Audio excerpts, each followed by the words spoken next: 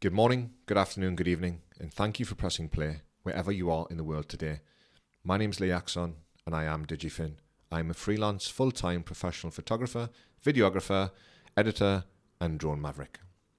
And certainly welcome to what I hope is going to be a very regular, ideally a weekly podcast all about my work, my hobbies, general shit that's happening in the world of TV, film, and everything else, as well as a variety of subjects, top lists, interviews, and everything that I hope that you'll like to hear.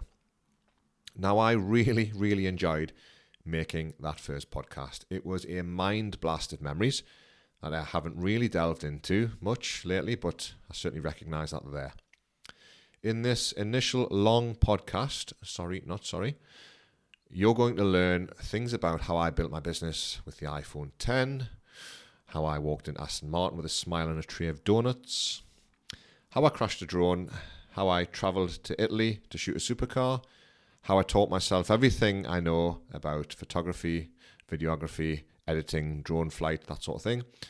And ultimately how what I do now is just a total accident. It was a chance encounter and I ran with a series of events that are just absolutely insane.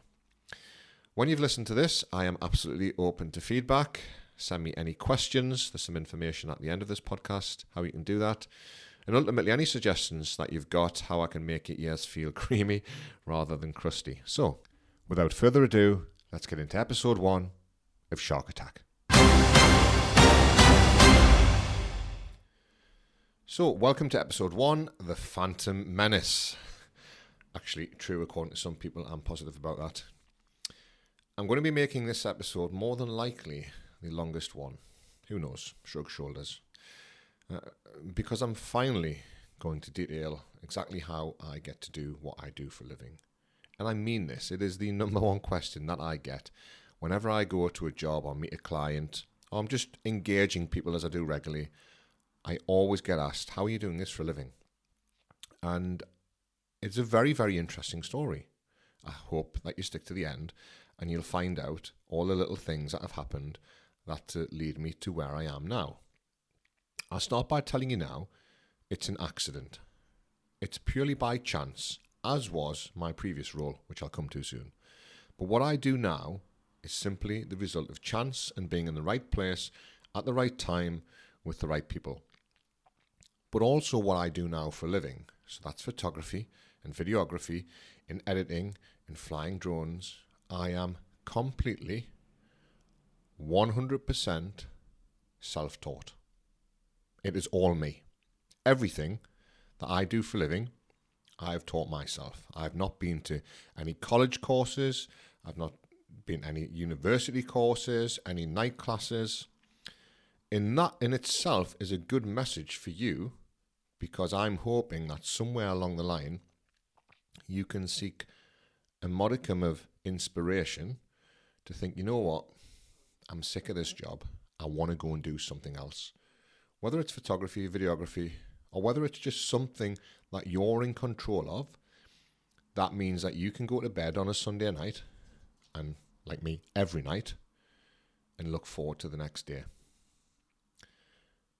But like all good characters, there's an origin story. I'm just one person, but I've got a history lesson and a series of events that led to the creation of this final product. Be that a superhero, an anti-hero, or just a regular guy with 4 chihuahuas who travels the country and abroad taking photos and video for a living, stick to the end and I think you'll learn something from it. So, if you need to press pause, grab a drink or a snack, then do so. However, just like Maverick to range control, I'm going anywhere. Now, firstly, let's make the distinction between what a photographer is and someone who likes to take photos. There is a difference.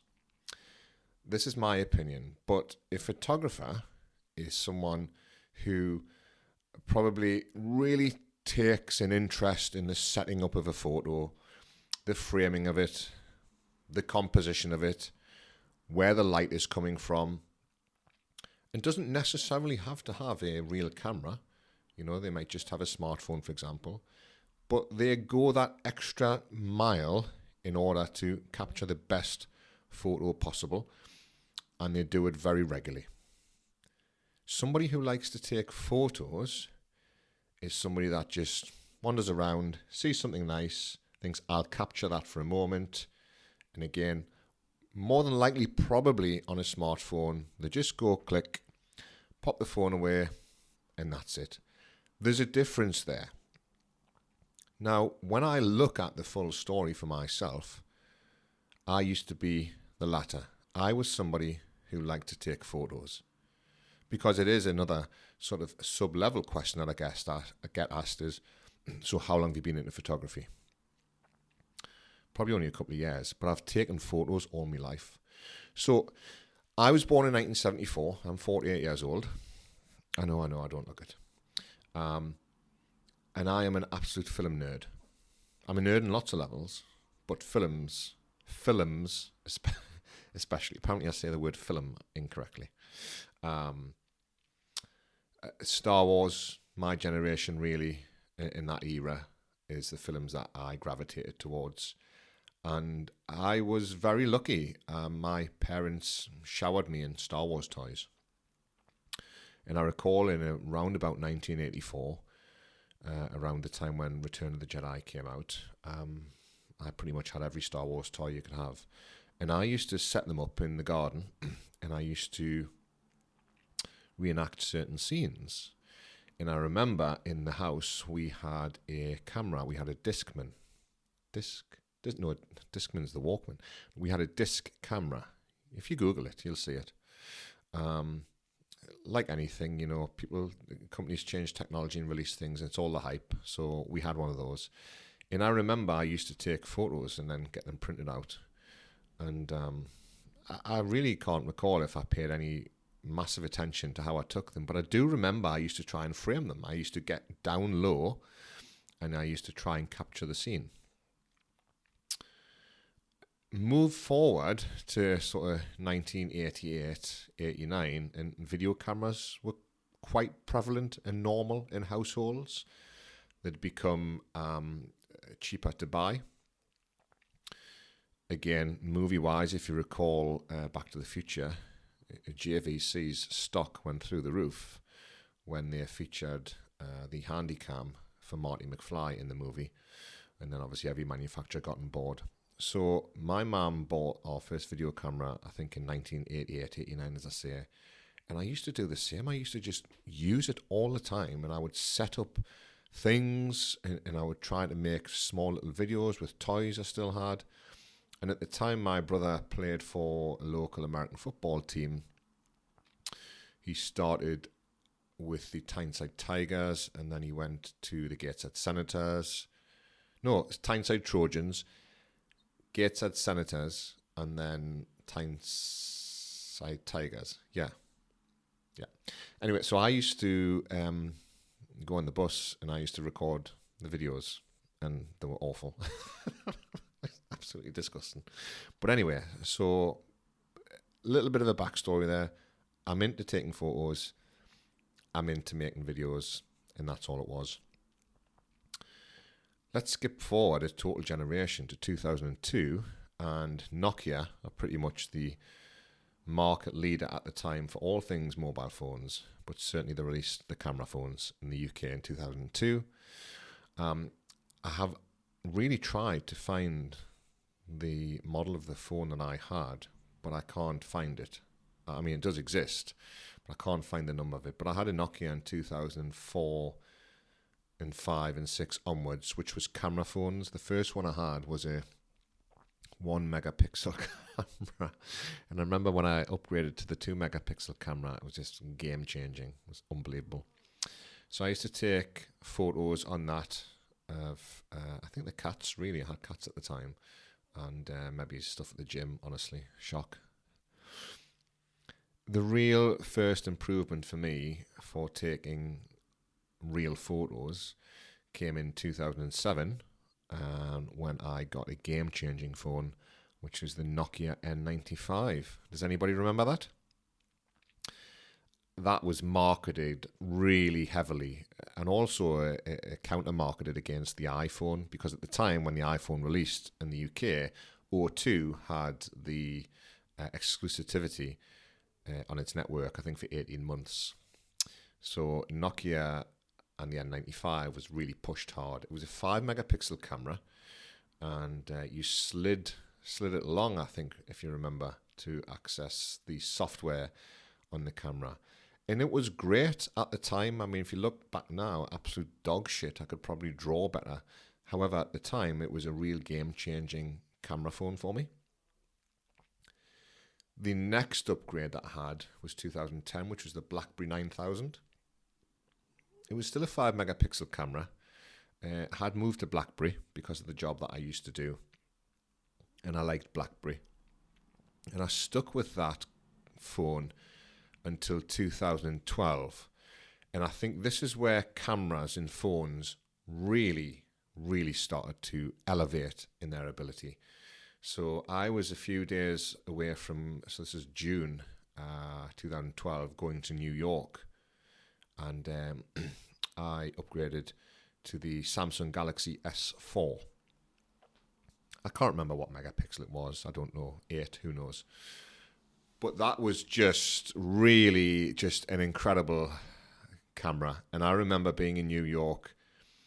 I think at that point I started to become a photographer because I was really concentrating heavy on the angles and the composition and the lighting. And I remember getting down onto the street as low as possible to capture the customary steam rising out of the vents with the sun in the background. And that was an amazing camera. I was quite well known then from where I was working for taking really good photography. I kept that phone for its probably on an 18-month contract then. I'm not sure, maybe it's 2 years.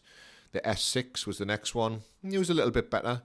And I think that was the first camera, that was the first phone I ever had which had 4K capability.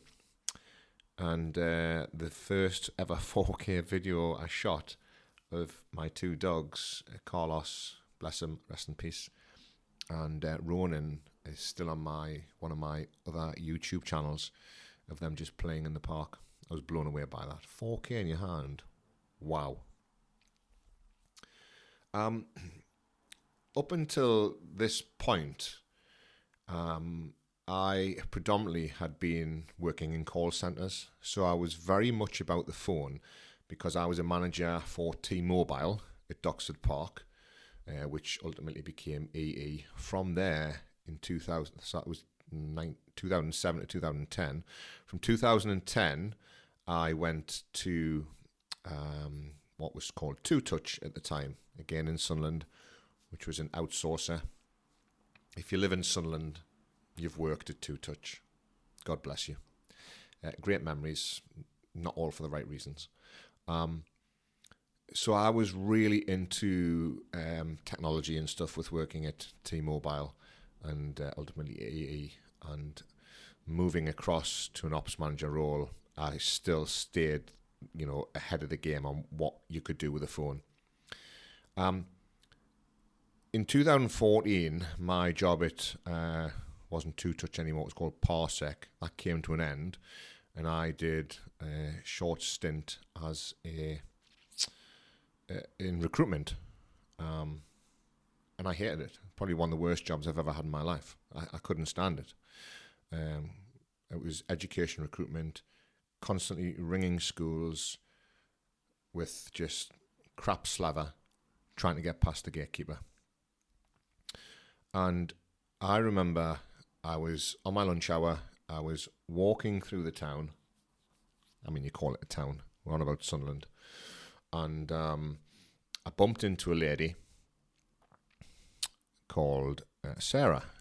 I hadn't seen her in a while. And I was like, "Hi, how are you doing? What are you up to?" And she went, "Oh, things are great. I'm just finishing my course to be a personal trainer." And I went, "Eh?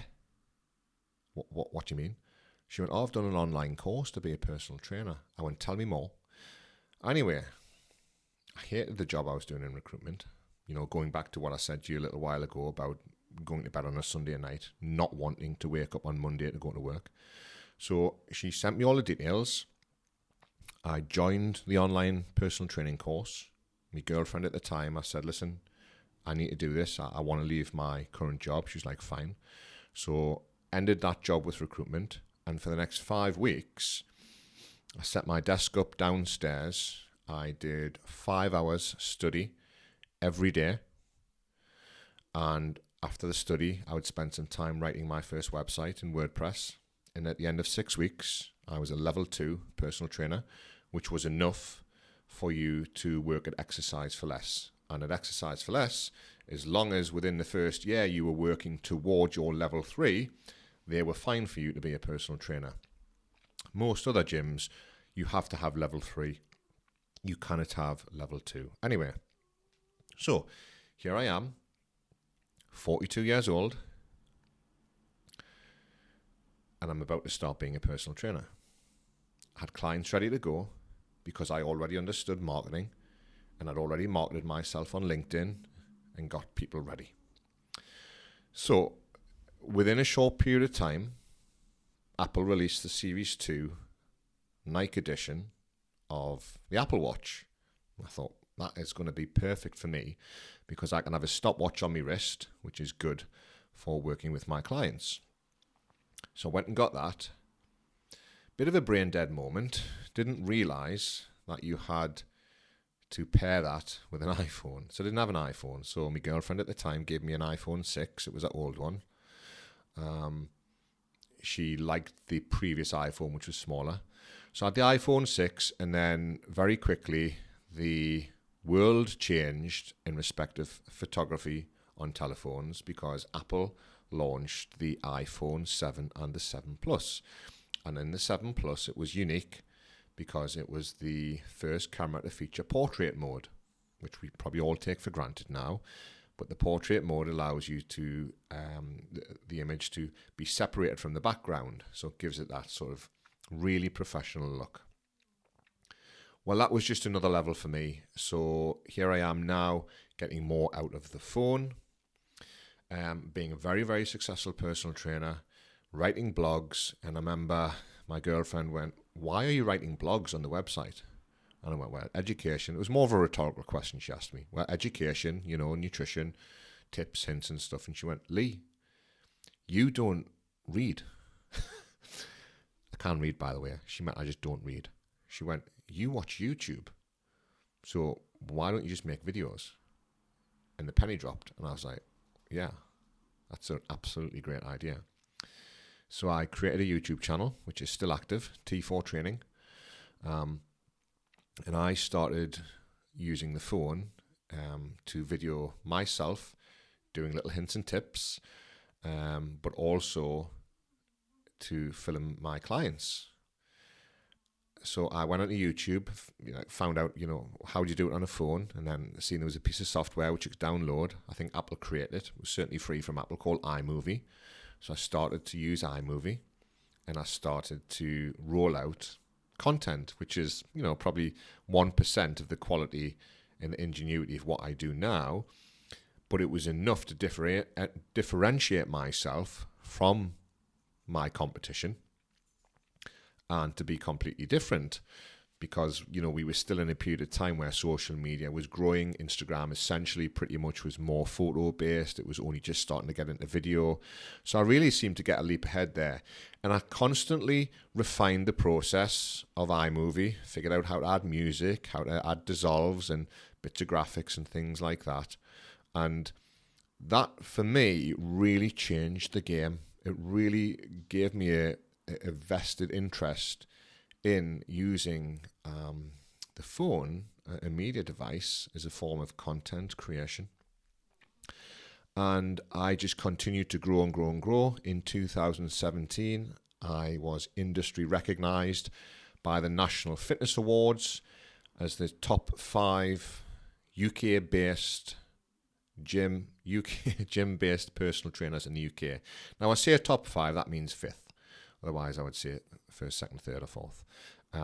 So I was at the real top of my game at this point in 2017, leaning into 2018, when a friend of mine reached out to me, and that is the next step in our journey. So why don't you go and get a little break, press pause, and we'll be back in just a moment. Okay, welcome back. I hope whatever you did was great. I had coffee number 5 million for the day. So yeah, we are in 2018 still. I'm still a personal trainer, but this time I'm not at Exercise for Less.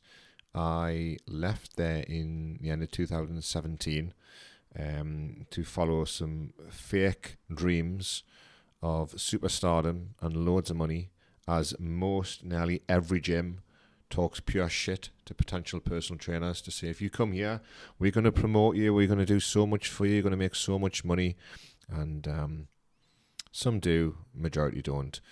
My girlfriend and I were making an absolute fortune at Exercise for Less. We left to go to work in a facility in Newcastle, a very, very, very well-known facility, who do very well at what they do, but they rented some space out to another partnership in the gym area who was hiring personal trainers, and they would just talk pure shit.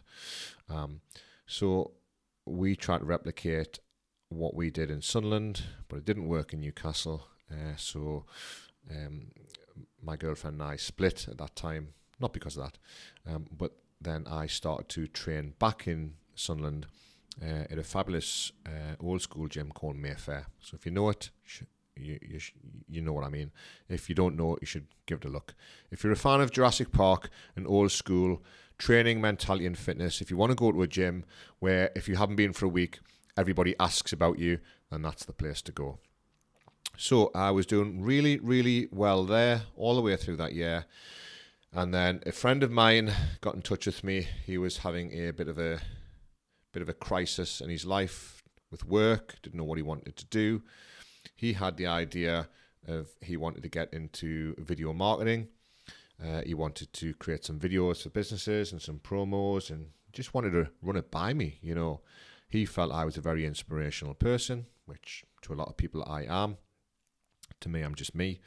And he valued my opinion. Ultimately, I said, run with it. Absolutely run with it. So he started to develop a business a little bit slowly, but he started to develop it and to put himself out there. 2018, towards the end of it, was a big change from a technology perspective. Apple moved away from the button and moved to the touchless system with the release of the iPhone XS. So I upgraded to that, and that was just another level in respect of the speed of the processor, the clarity of the screen, and the camera, obviously, which was something I was very, very interested in. At this point, I would say I was an absolute wizard with iMovie and was producing some really, really good stuff. So we're at the end of 2018 now.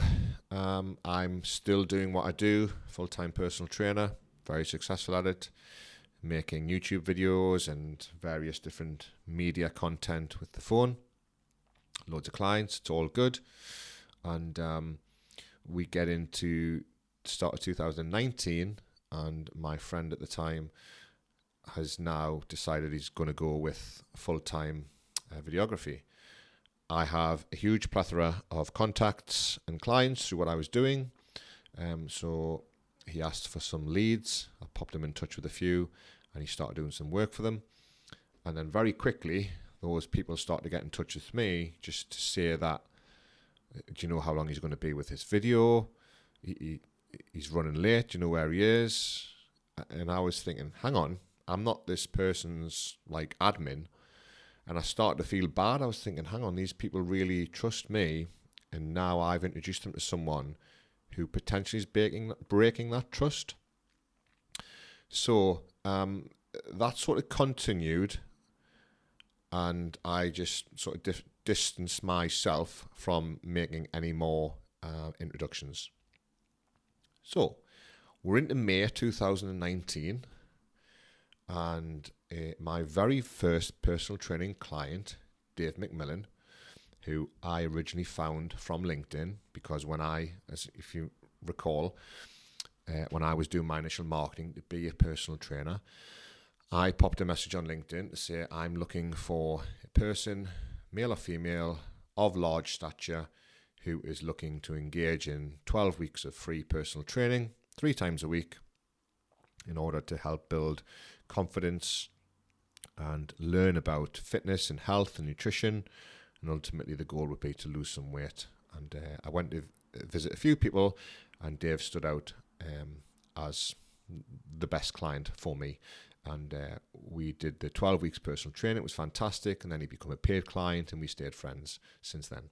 So he invited me for a coffee into Sunderland, and it basically said, listen, I've bought a Facebook page called sunderland.city. It's got 50,000 people on it, but it's been inactive for 9 months. And I want you to be an admin on it to see if you can get it up and running. See if we can get some engagement from it, because ultimately I want to sell on it and make some money from it. I went, yeah, okay, give it a go. So he made me an admin on it, and I'm trying to think, what can I do as the first main post? So I decided I would ask the question that if you were in Sunderland and somebody was coming to Sunderland, where would you tell them to go other than the bridges? And what I did was I put the phone on time-lapse mode, and I walked from one end of the bridges through the other. Obviously that took a few minutes, but when you played that back, it took something like 11 seconds. I thought I was being really clever with special effects. Anyway, so I edited that down, put some music on it, popped it on the page, and it was getting some traction really soon. And within a couple of days, it had over 500 views and some hilarious comments. People were like, don't come to Sunderland. Anyway, what it told me was that video was engaging. So about a week later, and we're nearly at a key point, I forget the exact date, I think it's about the 28th of May, if you're a Sunderland fan, you guys and girls, and they and them, and him and her, you went to Wembley. Prior to that, I went onto YouTube, and I screen recorded some fantastic Sunderland goals, and I edited them together as a 2-minute video. And I popped that on the page as a tribute to how well Sunderland was doing. And that got even better engagement. And I'm thinking, whoa, this is brilliant. This is what I'm creating. And I'm getting hundreds and hundreds, and at this point, thousands of views just on something simple as video. So it started to make me think. And I thought, hang on, I'm going to run with this. My friend had a good idea, and he failed at it because he didn't have good customer service, from what I heard. I think I can do better. At this point, you see, I'm absolutely sick to death of personal training. Now, don't get me wrong. I enjoyed it, and it did well for me. But even at 42, and when I was 43, I'm thinking, my God, what am I going to do? I can't be a personal trainer for the rest of my life because I'm going to get old at some point. Who's going to give a 50-year-old money? As it turns out, people are still wanting to be personal trained from me, but that is another story. So I was already thinking, what was the out for me? So I'm thinking, okay, I'm going to run with this, but I want to do it the right way. I was successful with T4 training, and if you're interested at all, T4 means technique, tempo, time under tension. It was my style that I train with and that I train people with. So I was spitballing one particular morning, all different ideas, and I was back and forwards with Dave on message, and I wanted something shark related. Anyway, I came up with Digifin, and that is where we are now. And I'm going to tell you what Digifin means. So Digi and Fin is two separate words. It's digital and finish, because I offer you the digital finish. You have an idea, and I'll take the idea and I'll convert it and give it the digital finish. The first iteration and second iteration of my logo was a shark's fin, and the internals of the fin was made out of very, very, very small ones and zeros. And they were layered specifically within that fin to create the shading effect, so give the fin a bit of a 3D look. And ones and zeros, as you may not know or may know, is a digital signal. It's a yes or a no. in on or off, ones and zeros. Binary, we call it. The fin, Digifin, the fin is obviously the shark's fin. And it was also a case, because I had this really cheesy moniker at the start, was that I will I will take a bite out of your competition. I know. But I also thought, you know what, I'm going to really go for this. I'm going to be a predator, and I'm going to get loads of work. And the shark is the ultimate predator. So that is how Digifin came about. So I engaged some friends of mine who had been personal training clients, Chris and Senga. They have a very well-respected media business in Sunderland, operating out of the Northeast Bic, and they are called Dodio, the Do Studio. I know, cheese. So they designed my whole first website, and they designed my first and second iteration of my business cards. From there, I created an Instagram called Digifin Social, because at the time I was all about video, and I was being steered towards, and I thought I wanted to go around just doing social media content for other businesses, so Digifin Social. And the very, very first video is still on there. It's the #1 video from a few years ago. And it is a short video of myself on a lovely sunny day walking around Mowbray Park with Carlos and Ronan, two of my dogs, Carlos R.I.P. And I forget the name of the coffee shop, but there's a coffee shop in Mowbray Park, and I walked in. I said, listen, I'm just making this video. I'm just new to this business. Can I tag you in? Can I feature your business for a few seconds? And, and they were like, yeah, that's great. And I edited that. And the beauty of obviously being on an iPhone, any smartphone, I'm going to refer to iPhone though, because that's what I worked with, okay? Is that I could edit anywhere. So I just sat outside with my coffee and I edited this video, and I put it up and tagged them in. And that was the first video I ever done as Digifin. And I was pretty over the moon with that. However, even I knew, watching it, that there was some vibration in my movements. It wasn't super steady. I thought, well, how do I change this game? Back onto YouTube. A stabilizer, or a gimbal as it's called. Okay, right. Watched a few different reviews, looked at my budget. I remember Dave, I think, going thirds or half with me.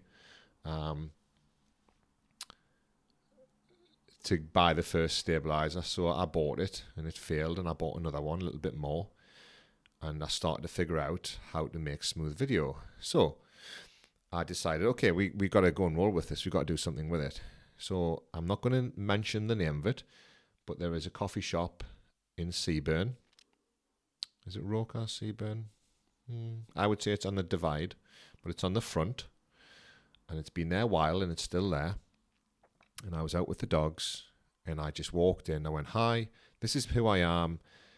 This is what I want to do for a living. It's what I'm trying to do. I've got this Facebook page. It's got 50,000 users on it.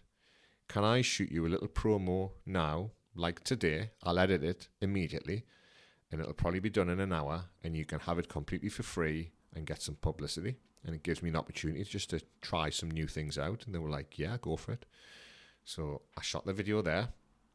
Featured the dogs, the dog bowl, the sign outside, they're making the coffee, the interior, some of the cakes, some of the pricing, have some special boards inside which says welcome you and our menu and stuff, and a bit of the sea crashing in the sun. So the full ensemble, really what you'd expect in under 1 minute's video. Edited there, published it. It was pretty good. I was really pleased with it. Put some music on and some simple text. Anyway, within the month, that video had over 100,000 views on that Facebook page. Well over 250 shares and thousands of comments. Not about, look at this video, isn't it amazing, blah, blah, but about, look at this coffee shop. Shall we try it? Blah, blah, blah. I thought that was great. And I remember a month later, nearly to the day, I was walking down there and I thought, I'm going to call in and just say hello, see how they're doing. Anyway, so I goes in. I'm like, hi, how are you? Oh, I'm great, how are you? Yeah. How do you think the videos went? Brilliant, blah, blah. I went, excellent. I'm pleased. I'm happy. I'm here now. Could I have a coffee, please? Yeah, sure. So, I still can't believe this. I went to get my card out, and the lady went, oh, I'm sorry. We don't take card, we're cash only.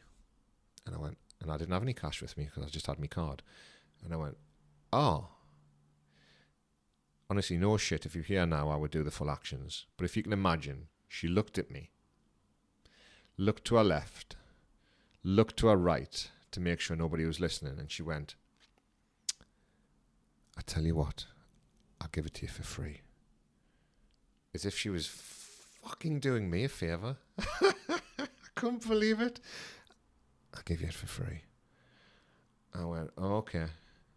And you know what? I've never been back. Now, I wasn't expecting money or nothing like this. I want to make this clear. I just felt, hold on. I'm giving you 100,000 views in all of this free marketing, and you're passing a coffee over to me for £1.75 as if it's like a favour. So I've never ever been back. But again, it's solidified to me that there is a future in video marketing, and I have got to go with it. So that was a great experience for me. Now, at the time, I am a full-time personal trainer. And one of my long-term clients had a restaurant on the outskirts of Durham. And he was one of the people that I had put my friend in touch with. And ultimately, my friend wasn't meeting his needs. So my client, my friend, Sabi, who you may know from Chili Mangoes and had Cinnamon Spice Club, he went, Lee, brother, will you please come down and shoot me a couple of videos? I went, he went, please. He went, your friend isn't meeting my needs. I went, okay. So I went down, shot him a video, edited there, and I don't know, he just loved it. He's like, I love it. He went, will you do me one every week? I went, what do you mean? He went, I'll pay you. Like, I'll pay you monthly. Will you do one? I was like, oh, I'm not sure, Sabi. I said, you're my friend. He went, no, I'll pay you. And he gave me a price. And I mean, I didn't know pricing at the time because I was still a full-time personal trainer. And I went, yeah, okay, cool. Anyway, so I did another video for him a couple of nights later. So he had one every week. His brother gets in touch. He went, Lee, I've seen the videos. I love them. I've got a restaurant. Will you come and do one for me? I was like, yeah, sure. So he's got a really good restaurant in Durham called The Capital. So I went there and he was like, this is what you're paying me, brother. This is what my brother's paying you. Can I pay you the same? I went, yeah. So all of a sudden I've got 2 clients on an iPhone. I'm thinking, this is brilliant. I get another call within a few days. One of their friends has a takeaway. Would I go and do some videos there? Yep, bring it on. So all of a sudden, I'm like living the dream, eating curry, being a personal trainer, and messing about with an iPhone. So within a couple of months, I was invited to a meeting by a Mickey Mouse business owner in Sunderland who had a restaurant. Ultimately, he totally wasted me time. And I went down because he wanted some work doing. And he went, I'll be in touch. And he wasn't. Anyway, at that meeting, because the weather was still good, I took my motorbike down. And when I came out of the restaurant, the sun was at the right position and everything. I thought, you know what, I'm going to take a couple of photos here. So I popped my motorcycle helmet down just a way out to the left on one of the benches because I didn't want it in the scene, because that's what a photographer does, remember. They think about the scene and all the lighting and stuff. Took some photos, went to get my helmet. Would you believe it had been stolen? I mean, yeah. Location. I was like, I don't believe this. Luckily, I didn't live too far away. I had a spare helmet, so I went home. What pissed me off the most about that is that on that particular helmet, it had a very specific sticker on it, which was important to me. So I had met a guy while I'd been personal training through Newcastle, who is the head of coffee for Ringtons. He's called Stephen Drysdale, and we were friends, and I did some personal training with him. And he had previously, that year, put me in touch with a business in Sunderland which makes stickers and does printing, because I had done an April Fool's joke where I was launching the T4 training protein bar, and basically I just got 20 oat bars from Ringtons, and the sticker company produced me some T4 training stickers, and I rebranded them, and I did my own video from the Protein Superstore in Sunderland and put that out on Facebook that I was collaborating with them to launch the Axeman T4 training protein bar. That's right. And they had people going into the store saying, when are you getting it? You know, it was a pretty big deal as a personal trainer, I'm not going to lie to you. I'm like, when are you getting the Axeman bar in? Anyway, back to this. I got in touch with Steve and I went, can you get me in touch with the sticker guy, please? Because this is what's happened and I need some stickers. I need a sticker for my other motorcycle helmet.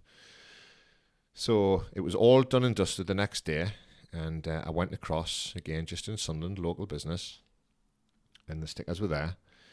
And I went, how much do I owe you? And he was like, oh, nothing, you know, and he took sort of 10 minutes. And I went, well, I'll tell you what. I said, I have got my gimbal, my stabilizer with me. This is what I'm trying to do as a living. This is the Facebook page I've got. Let me shoot a little advert for you. And I'll pop it on the page and see if we can get you some business. He's like, really? I'm like, yeah. Anyway, so shot a little video, 60 seconds, exterior, signage, interior, things being printed, blah, blah, blah. Edited it home, popped it on. Within like a day, it had about 350 views. And then I noticed a comment from a guy called Stephen Handy, who I didn't know at the time, but when I looked through, he worked there.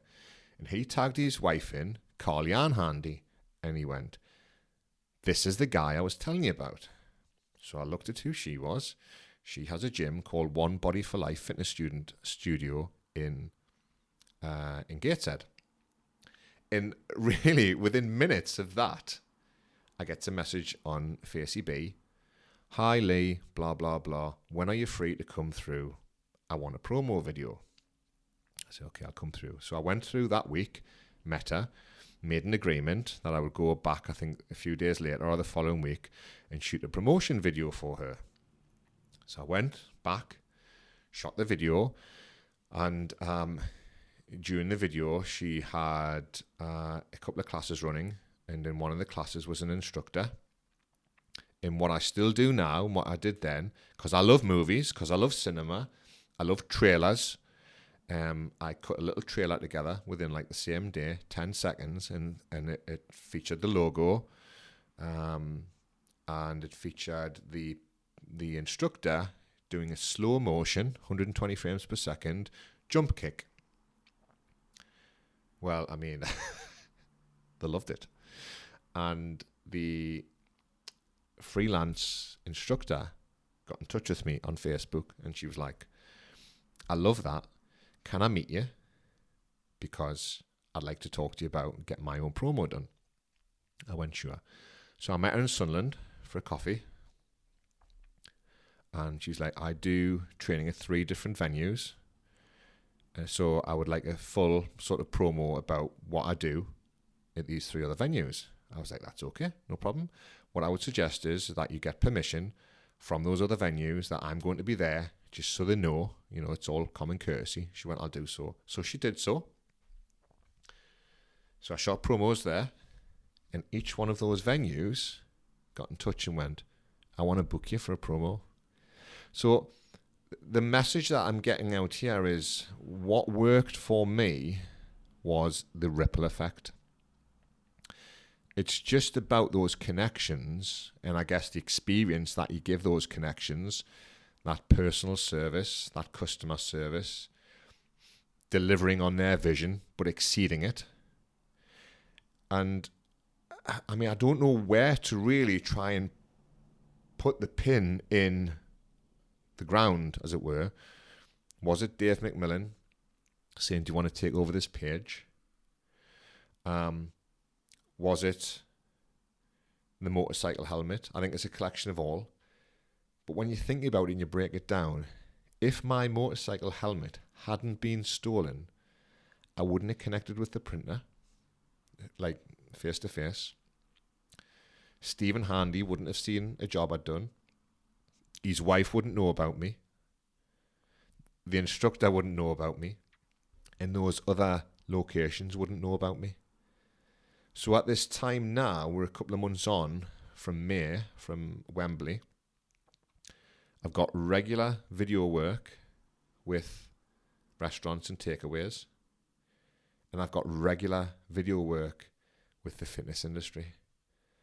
And coming from the fitness industry all through my life, that melding of my ability and understanding of fitness to translate that into video marketing was just, it was just perfect. It was just perfection. And I'm now at the point where I'm quite busy doing personal training and video. And I'm at the point now where I'm reaching a balance. And we're going to take another break now, mainly because I actually have to go to a very important meeting. But also because you need to do something. And ultimately, when we're going to come back, I'm going to talk to you about getting a phone call off a lady called Kelly Browham, who I still work with today. So I will catch you in a bit. Okay, we are back. And it's been a few hours since, it's been milliseconds, really, hasn't it? But in real time, it's been a few hours. I've just come back from a fantastic meeting with a friend and colleague, Zoe Chandler from Weights and Cakes, who is a local kick, got an amazing weightlifting pedigree and prowess and gym. So I've got some new work booked in with her next week. And I've also been to the gym myself, had the dogs out, cooked some food. So yeah, we are literally a few hours later. But let's press on because, my recollection is we are in the middle of 2019. I have really started the ball rolling. Got several clients, lots of food and fitness work under my belt. And I actually recall being in my back garden in a pair of shorts sunbathing, getting a phone call from a lady called Kelly Browham, who runs Fitness with Kelly Browham and also Active Families. And she was basically a finalist in a huge national awards ceremony for a community award. I forget what it was. But basically their remit was they needed video evidence of who she is and what she does, etc. I can't recall how she came across me. I'm seeing her tomorrow for work, actually. I'm going to ask her. But she went, look, I understand you do video. I need a 2-minute video covering everything that we do with Active Families. How much would it cost? Bearing in mind, I'm still quite relatively new to this. Didn't really know pricing at all. Didn't really put a value on my time as such because I was still personal training. So I went £200 and obviously snapped my hand off it. As it turned out, I needed to visit a couple of locations and we were going to be doing some audio, some speaking. So here we go. I need to start buying some more equipment. So I did some research on a microphone. Obviously, it was a wired microphone at the time. Bought that kit, and by that time, I already had a little bit of kit under my belt. I'd have a slider, which you put the phone on and put it on a bench, a desktop, and you can slide the phone along really smoothly. So I was using that for various food shoots. Makes it nice and smooth. I also had some lights. So at this point, I'm no longer just carrying a phone. I'm starting to go to jobs with a bag of toys. Don't get excited. Stabilizer and lights and various bits and bobs. So it's becoming pretty real. Now, ultimately, Kelly liked what I did, and I think she was second runner-up in her category. I think she was. Always first in my book, Kelly. And then we started doing regular work for nearly every week, as least as I can remember it. And that has continued, obviously, to a massive scale, which I'll come to later. I will come on to it later. Kelly is instrumental in where I am now and active families, and I'll never forget them for that. So we're still in 2019. I'm doing fitness and restaurants and community projects, and I'm making enough money to finally be able to quit PT. Hallelujah. And it is a big step because I built that up very strongly, and I was ready to move away from it. I'd succeeded in it, but I knew that I had to move away from it to succeed in Digifin. So I did. So now I know that I've got to start getting myself out there as much as possible. And what was on my side was a massive array of contacts that I already had from PT. People who believed in me, who knew my work ethic, and they trusted me as a person. So they started using me for video work in various bits of businesses and certainly started recommending me. So I'm getting quite a bit of work now, and it's all good. Now, I want to stress at this time that I'm still only video. Now, I like to take photographs, love it, but didn't market myself as a photographer. However, I would definitely take photos while at jobs for customers. And there's a bit of a reason behind that. I was still aware that I was going to jobs to be paid money with a phone. Essentially, I was hyper aware of that, but equally I probably wasn't hyper aware of how good I was at the time, comparable to what other people were doing with phones. It was a bit of a juxtaposition there of how much should I charge, or you can't charge that much because you're only on a phone, etc. So it was a difficult one. So I just ploughed ahead and did what I could. I recall in a fantastic conversation I had in the back end of 2019. I was sitting in a friend's pizza shop talking to one of the staff who I used to talk to regularly. And he still is into real photography. So camera, lens, etc. And he was telling me that he was currently just saving up because he was going to be buying a new lens. And I was like, how much is the lens? He was like, oh, it's about £1,500. And I went, what? What are you talking about? £1,500. What does it do? And there was just a huge, massive smile on his face. And he was like, listen, it's just unbelievable what it does. You know, how it makes the image look, etc. And I went, mate, I'm running a business on an iPhone. That is cheaper than that lens. I went, I just don't get it. Anyway, let's just quickly jump forward to now. I've got 3 cameras. 7 lenses. So I get it. I really get it. And when Sigma released their new 70-200, which they haven't confirmed yet, but it's pretty much confirmed, if you know what I mean. When they released the new 70-200 f2.8, which is probably going to be about $2,500, I'll be buying that, so I'll go to 8 lenses. Now, the iPhone is an incredible tool. It is absolutely unbelievable. And I feel confident that I have absolutely maximized my knowledge with that phone, because I'll come on to a couple of jobs later on, which I still look at today as a masterclass in what you can do with a phone.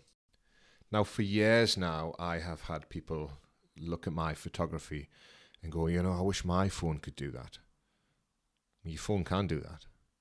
It's just a different person and a different skill set using it. And the analogy that I'll give you is that I've had my driving license since August 1993. You as a listener have had it for 3 weeks. There's a Ferrari parked outside my house now. I mean, there's not, but you can live and you can live and dream. Who's going to get the most out of that car? It's the same car, but it's me. It's because I've got more driving experience. I've got more skills at driving. And it's exactly the same with the phone. Now, you as a business owner or just as an amateur photographer have a tool in your pocket that can generate absolutely next level work. But it just comes down to the fact of, do you want to spend time getting the most out of it? Like a marriage and a relationship. If you work at it, it's going to work. If you don't, and you take it for granted, and you don't get the most out of your time, it's not going to work. And I just happened to be compelled with learning everything there was about that phone because, and here's the because, I was scared of a real camera. It takes so much time to learn. I couldn't afford it. I couldn't afford the lenses. Then there was the bags to carry it and all the batteries and the cards. So I conditioned myself through passive-aggressive marketing to put people off hiring. It's crazy, this. To put people off hiring people like me now because I could do that on a phone. It's crazy, isn't it? And now what I'm saying to you is, don't hire people on a phone, hire me. The thing is, not a lot of people, other than your big YouTubers that you can go and research, can maximize the phone with the editing and know what to do, because you've got to have an element of photography and cinematography while using it. It's not just as simple as pointing and click if you want to get the most out of it. But the point I'm trying to make is, you've got a tool in your pocket now which can elevate your business. It's just a case of, do you want to go to that level to learn how to use it? And the thing is, if you haven't got time, then that's where people like myself come in, because I'm a professional at what I do, and I can save you all that heartache, because I can tell you now, my feet curl on a daily basis looking at businesses on Instagram and LinkedIn putting out the most dog shit amateur content that I've ever seen. It's weak. And I see it on a daily from huge corporates and CEOs who are just out and about, click, this'll do. And trust me, it doesn't match your mission statement. It doesn't match your corporate ethos. And I would implore you to hire a professional or to take some time to learn. Anyway, there we go. 3 cameras, 7 lenses, 8th one on the way. Moving back to the end of 2019, I really wanted to see how far I could push my smile. So this is when I started to work with Aston Martin, Bentley, Ferrari, and BMW.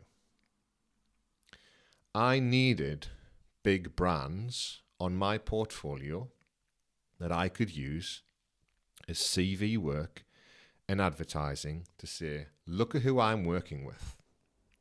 Look at what I can do. Look at who trusts me. So I went and bought a tray of £3 donuts from Sainsbury's. And I put my lovely shirt on, well fitted, nice jeans, nice shoes.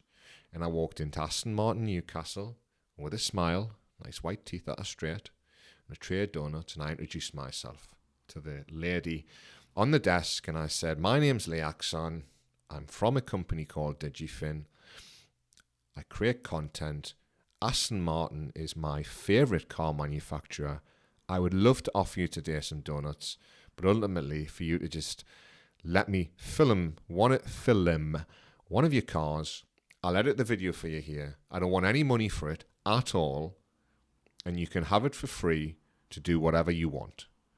And she went, eh? Let me just go and get the general manager. Anyway, so the general manager came through, called Paul, and I told him the same crack. And he went, we've just got a beautiful example. It's a Aston Martin DBS Superleggera on Her Majesty's Secret Service edition. And yeah, crack on. I'll take you up. Do you want a coffee? Do you want a bite to eat? I mean, I was like, oh, wow, here we go. Anyway, so I spent some time there. I edited that video, filmed it and edited it there, showed him, and he was absolutely blown away by it. And I just transferred it there, I think, on AirDrop, and they went and published it. I published it on my YouTube, and that is one of several videos on my YouTube, which is on the multi-thousand views that I just keep forgetting about. Anyway, so I had that in my Skyrocket. That's back pocket if you're not from London. And in the same vicinity, you have Bentley, Ferrari, and BMW. And I literally just did the same. I walked, not there and then, but I walked into them with donuts and just said, look, this is what I do. This is what I did for Aston Martin. Can I do it here? And they were just so receptive. And ultimately, I didn't get paid for any of that. I didn't want money for it. I just wanted the experience. I wanted a CV of a massive array of work that wasn't just fitness. That wasn't just an Indian takeaway. That wasn't just an Italian restaurant. And that's how I did it, because I have the confidence to walk in anywhere and say, this is who I am, this is what I do, and on this instance, can I do it for free for you? And it worked, because I now had huge car brands on my website, on my YouTube, on my Instagram, in my pocket all the time, that I could go to anybody when I'm having conversations. Oh yeah, this is who I've done work with. Now, I never told anybody up until now, and one or two people, that I did that for free. Why do I need to? It's an illusion, just like social media, just like pictures of girls on Tinder. It's not that I know. It's an illusion. It's fake. But I need people to look at my business and go, Christ almighty, he is the real deal. He's working with Ferrari. He's working with Aston Martin. We need to hire him. And that's what happened. And that is how I ended 2019 really, really strong. I took another couple of big jobs. I was in the Lake District. I'd been hired by I'm going to use the correct term, traveller, whose business was making lodges, and he sent me away overnight on this beautiful lodge. The funny story behind this one, actually, again, we're on pricing. I went to the factory, and I'm not going to do the accent. I can't do accents. But you can just imagine, if you've watched Snatch, you know the accent. And he was like, he needed this lodge. It was for sale. He needed a video for it. How much was I going to charge? And I think I started at £250. He got us down to £150. Just pure magic, obviously. Anyway, he was like, times are tight, blah, blah, blah. All the bullshit that you want to hear. Again, I just wanted bit of money, overnight stay, absolutely great, something else on the portfolio. He says, I'll give you cash now. Honestly, you need to project this image in your mind. You reached into his pocket. You thought he was pleased to see you. If you've seen Roger Rabbit, you know what I mean, okay? And he took out a proper Hollywood-style wad of money that just went boom in his hand, and he flicked out 350s. And he probably had 20 grand in his pocket. I thought, Anyway, that takes us to the end of 2019. Wrapping it up, I guess it was a very pivotal year. I started making videos for a Facebook page. I got a free cup of coffee for a £100,000 viewed video. I started Digifin fully. I was buying equipment, spending hours on YouTube, learning, and then going out to practice for money and for free. And then we entered 2020. So here we are. Things are moving along nicely through early 2020. I've bought countless bits and bobs to make my job easier, and I'm hyper aware that I need to keep pushing forward. And I get the message from a huge player in the game, which is Rington's Tea and Coffee, specifically the coffee division. Do you remember earlier I mentioned Stephen Drysdale, who helped me out with the sticker issue I had for the helmet?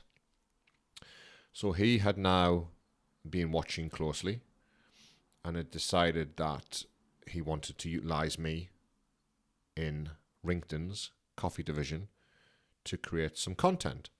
So I went and met him, and I think we did 2 videos, actually. Ultimately, we got shot down a couple of months later because of, what happened in 2020. But here I am, Rington's, at least a £50 million a year plus turnover company, 100 years old, plus using a guy with an iPhone. Just amazing. Just like really, really humbling. And then with the possibility of being linked up with Chimberly, who is over 100 years old, a coffee machine manufacturer from Italy, who has a head office in London. The possibility of going down there to shoot some video, have a conversation with Chimberly on the telephone. And they're like, yeah, what do you charge? And I was told to charge a bit more. And they were like, yeah, that's fine. And I think we'll probably take you to Italy later on in the year as well. Get you to do a video across there, if that's okay with you, Lee. I was like, yep, that's going to be fine with me.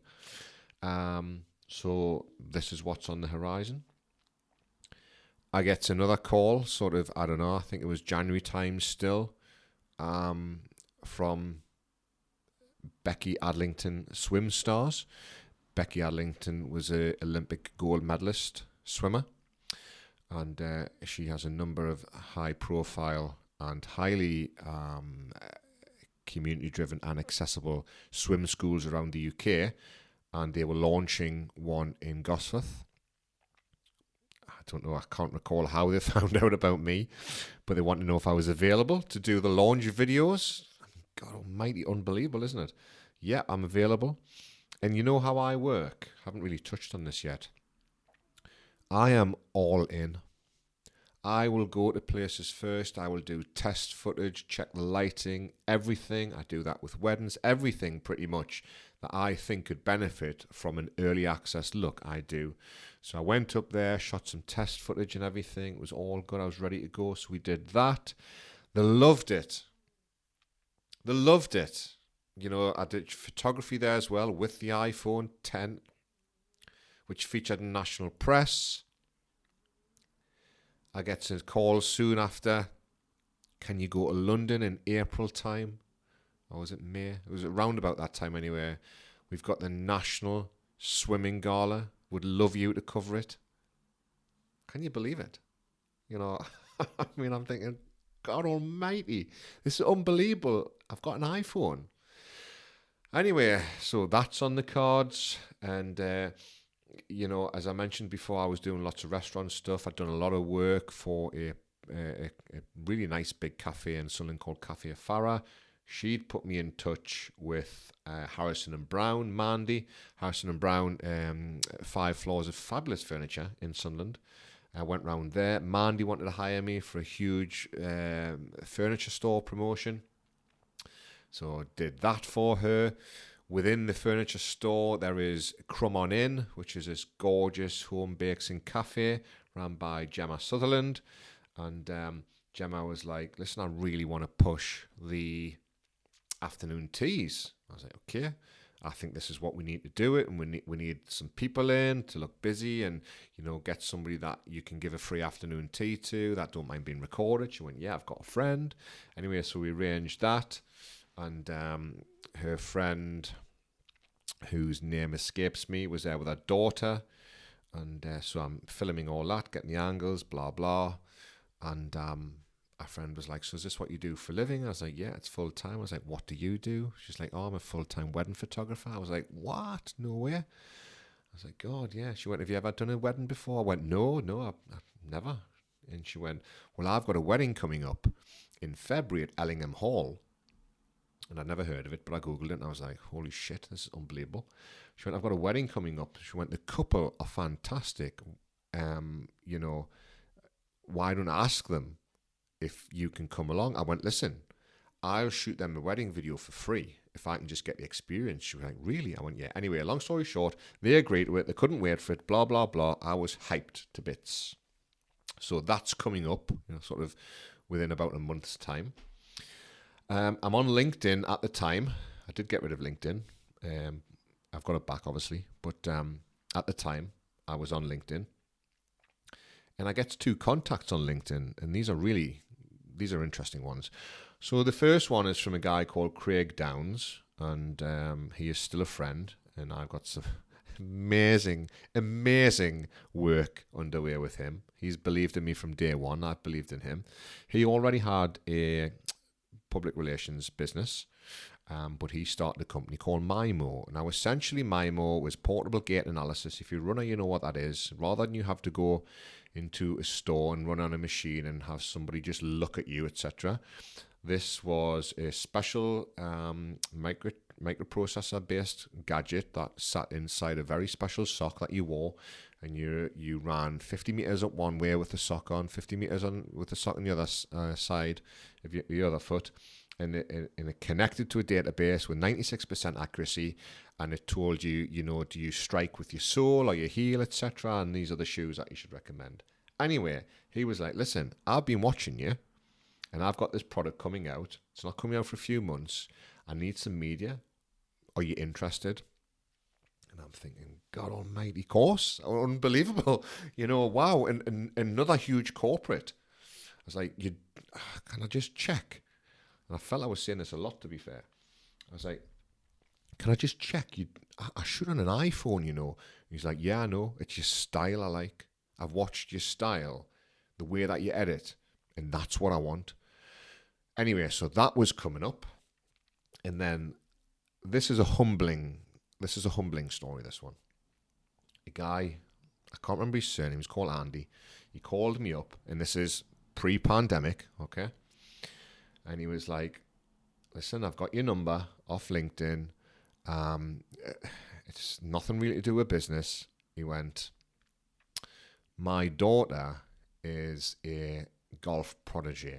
She's only 14, and she's in the under 16s, and she's whipping everybody, and she's going to get a scholarship in America, and their process is they need a 2-minute video of her just talking to camera, golf swings, etc., blah, blah, blah.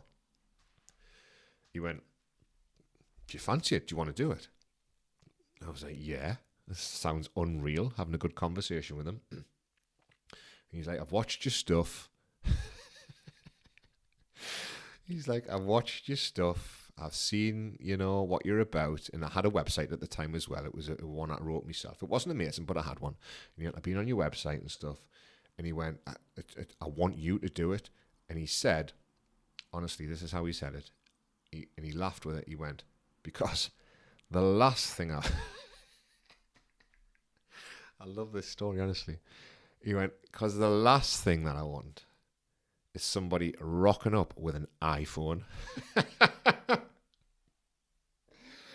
I went, I'll just stop you there. I went, I shoot on an iPhone. He went, I don't believe you. I went, I do. He wasn't being offensive by the last thing he wants is an iPhone. He just meant that like he wanted somebody with a professional camera to turn up. I went, I shoot on an iPhone. I said, I've got an iPhone 10. He went, I don't believe you. He went, I cannot believe it. And the reason I'm telling you that story is because it again comes down to how you use the tool. A wife will tell you about that. It's about how you use the tool. It's not what the tool is. And as I've said to you, I crafted my art form through trial and error and research and development and just getting out there and doing it. And doing it constantly. And that is a lesson for you that you can take away. It's all about reps, reps, reps. Anyway, ultimately, just moving forward, it was a good to go, but we got locked down, etc., and it never transpired, and that's what happened with that. So, 23rd of March, I'm sitting in a restaurant called Antico in Durham, And it is a long-term client. I've been working with the Antico brand for over a year now, doing Italian restaurant stuff, paid handsomely every month to do content. And we get locked down. I got a free meal, but we get locked down. So I had 3 weeks pretty much doing nothing, just messing about with my time like we all were, contemplating what I was going to do. And then the phone started going. Businesses were realizing they needed a digital presence. So they were lining me up for work for when we would be unlocked down, shall we say. I don't know what the terminology is. Relocked? I don't know. And I thought, God almighty, this is right. This is it, you know. And so ultimately, you know, the whole COVID-19 lockdown thing, God, I don't want to sound like a dick here, but it was great for me. Like, my business absolutely accelerated because people realized, businesses that didn't have a digital presence or a strong one. So I was being lined up for so much work. And I was able to go on my own to film certain things that I was able to create content out of. So it worked really, really well for me. Now, during this first period of lockdown, I proceeded to shoot my 3 most favorite videos of all time. And they're on my social media and they're on my YouTube. And if you do want to watch them, you can just message me and I'll send you the link. So if you know me, if you don't, you're about to find out. I have chihuahuas. And at the time I had 3 chihuahuas. And I took the 3 boys to Durham 1 week, to Newcastle the following week, and to Chopwell Woods the week after, and created just magic. And especially in the cities, I want to assure you, it was dead. I was literally on my own, other than maybe 1 or 2 other people. And these are the most beautiful videos because they mean something to me. Because if you're a dog person, you get it. If you're not a dog person, you probably won't. But these were incredible videos for me to liberate my mind, to get my exercise, and to just practice some new techniques. And I do encourage you to message me, and I'll send you them. What else happened during lockdown? A pivotal moment, a game-changing moment happened.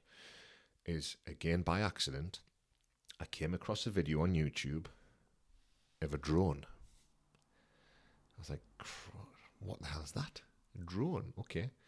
YouTube, being YouTube, decided that all it wanted me to watch now was drone videos. Anyway, I did my research and ended up buying my first drone, which was the DJI Mini 1. I think I got the Fly More combo pack. It was about £600. So you got the 3 batteries and the extra propellers and blah, blah, blah. And I started practicing with that in the park and realized pretty quickly it wasn't what I needed. So the frequency, the way that it connects to the remote control on the Mini 1 is pretty much line of sight. So once that drone started to go beyond trees or anything like that, I would lose signal. And I knew straight away, I was thinking, oh God, this is no good for me, because if I want to stay in a stationary position and film something, a building, a business or something, if I can't see it, I'm going to be stuck. So actually, a blessing in disguise, I ended up crashing that drone within 2 weeks. I'm not going to tell you where or how. However, it was a proper dickhead move.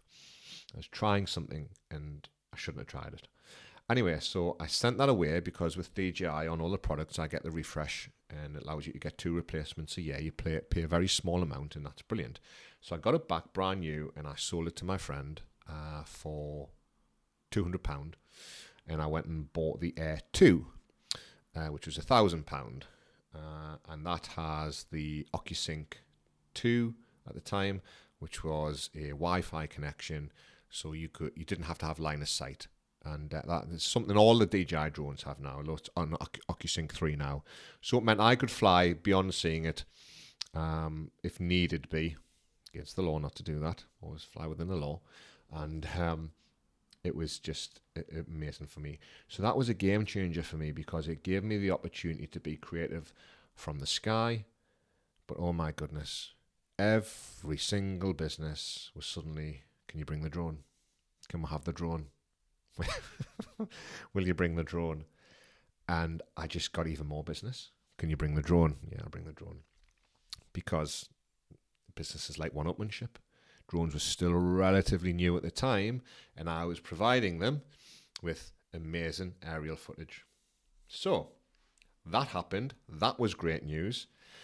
The MIMO project started. I did a concept video for them, which I have literally, in a break, having something to eat, I've just posted that for the first time ever. Nobody has seen that other than the two people who helped me make it, the two models, and obviously the MIMO people.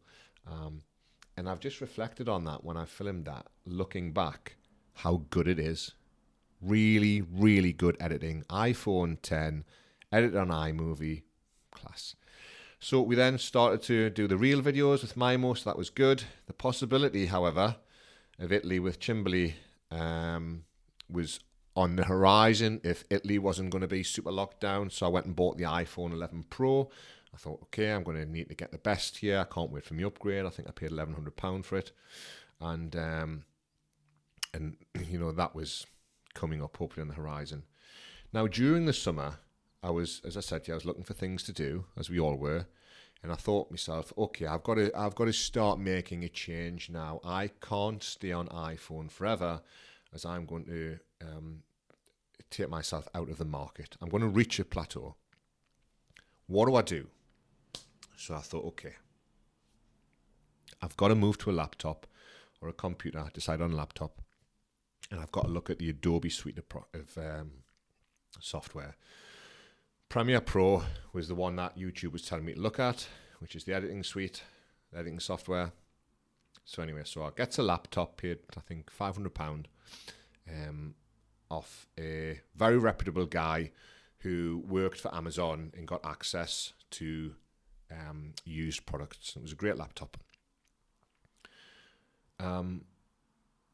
So I went onto Adobe Creative Cloud, and I think it was £17 a month if you were a teacher, or £50 a month if you were just you and I. And I was like, oh, really?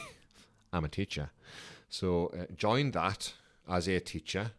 I'd asked you, what school do you teach at? Oh, I teach at this school. And for a year, I had the full Adobe suite for £17 a month. I think I pay $34 now for everything. But yeah, so I downloaded that.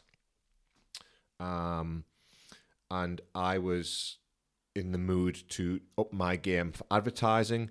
So Harrison Brown wanted me to do some more videos for them. I said, listen, I know a guy, he's a presenter. I says, why don't we do a presenter-led video, pretty much like the ones you see on adverts, where you're like, hi, welcome to Harrison and Brown, let's take a look around. So we did that again on the iPhone. This is in the iPhone 11. It was a wired microphone, so I had to be very, careful on the way that we film it and stuff. But I thought, right, I'm going to use Adobe for the first time. So I did a little bit of tutorial on just how simply to add subtitles. I'm still editing on the iPhone, had to export it across, which took forever and a day, onto a Windows laptop from an iPhone. And it was just a nightmare, really, because I had filmed in 4K on the iPhone, and the laptop just simply, the graphics card wasn't powerful enough for it. So it was a bit of a nightmare, but it was a learning curve. Ultimately, did the video, great. Sent the laptop back to the guy, told him this is no good, and he says, listen, I've got a great one here for you. You need to spend another £400 though. And I got that. Installed Adobe on it, etc. Messed about with it. Lightning quick. Thought, great, it's in place there. We'll just see what we do. Now, at this time, we're in September. It is nuclear hot, and I'm contacted by a fabulous singer in the area called Marianne, and she was in the finishing touches of putting together an incredible song. I mean it, an incredible song. And the way she described it to me was, I just want you to think Bond song. Great. Okay, so we had a meeting about it, and we looked. Obviously, budgets was tight. She's just a young girl, but I seen it as a fabulous opportunity to, get something totally different on my portfolio. Shooting a music video. Come on. A music video for a singer, a songwriter, an artist. Incredible. The song is just amazing. And again, send me a message. I'll send you the link. She's a fabulous singer-songwriter, and she sent me the full lyrics. And from start to finish, I created a written storyboard on exactly how I felt the video should be shot. The song was called 7th Hour.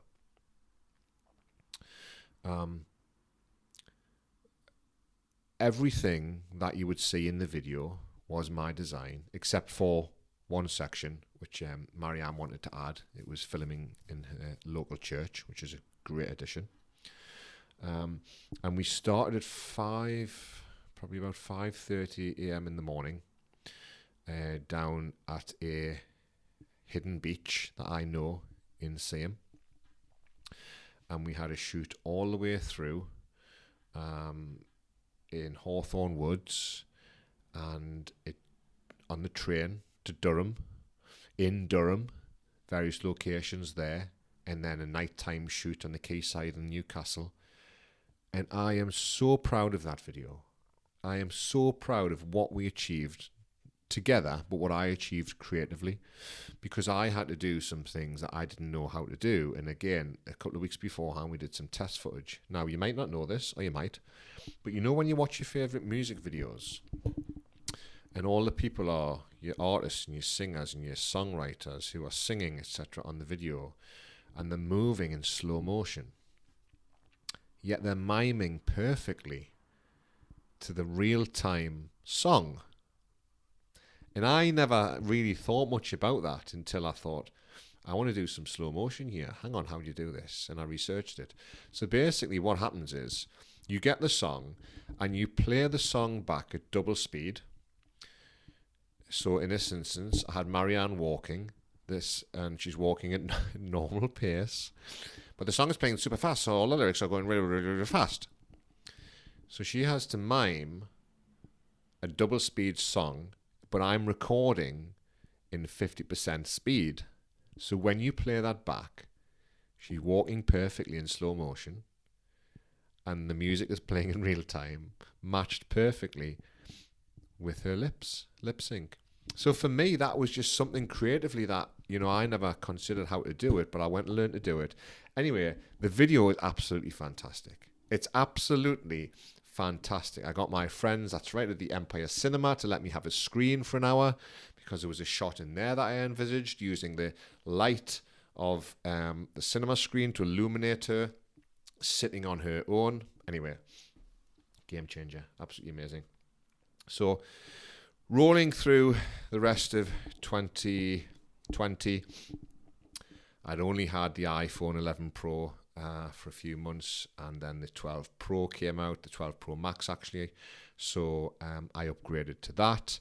That was an upgrade for me because I thought, well, I'm still working on an iPhone, and it added some features. It was a bigger screen, a better camera. It had actual inbuilt stabilization. So even if I did some handheld stuff, not just with the gimbal, it would still look super smooth. So I went and got that. We're rolling into the end of 2020. I think we got locked down again, didn't we? And then I thought, okay, decision time, 2021, Lee. You cannot continue to just shoot and film on the iPhone, because you're going to reach a plateau, you're going to reach a ceiling of ability, and you're going to stop earning money. You're going to stop sort of becoming creatively viable to yourself. So I've got a whiteboard in my office, and on there, top left-hand side, I wrote January 1st, 2021, learn Adobe Premiere Pro. 30 minutes a day.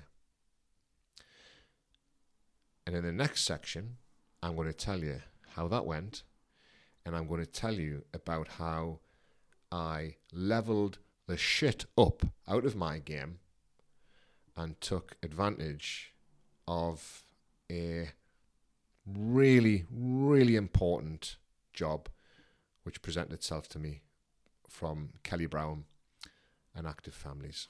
So, I see you on the other side. So, good morning.